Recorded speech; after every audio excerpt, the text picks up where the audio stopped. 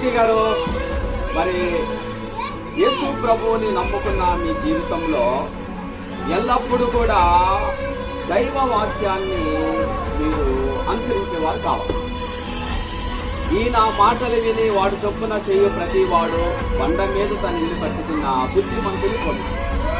ఎప్పుడైతే మనము దేవుని మాట విని ఆ ప్రకారం మనం జీవిస్తామో మన జీవితాలు చలనం లేకుండా స్థిరంగా దృఢంగా దైవానికి ప్రియమైన ప్రజలుగా మనం బ్రతికేవారం అవుతాం.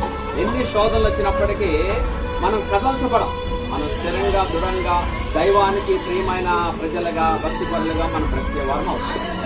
కాబట్టి దేవుడు సెలవిచ్చిన ప్రతి మాట మన విశ్వాస జీవితంలో విని విధేయులుగా మనం బ్రతికేవారం కావాలి. ఎందుకంటే యేసు ప్రభు అన్నారు, నేను చెప్పు మాటల ప్రకారం మీరు చేయక ప్రభువా ప్రభువా అని నన్ను ఎందుకు పిలుస్తున్నారు అంటున్నారు. కాబట్టి దేవుని చేత మనము ప్రశ్నించబడే వారుగా కాకుండా ప్రశంసించబడే వారుగా మన క్రైస్తవ జీవితం ఉండాలి. దేవునికి స్తోత్రం.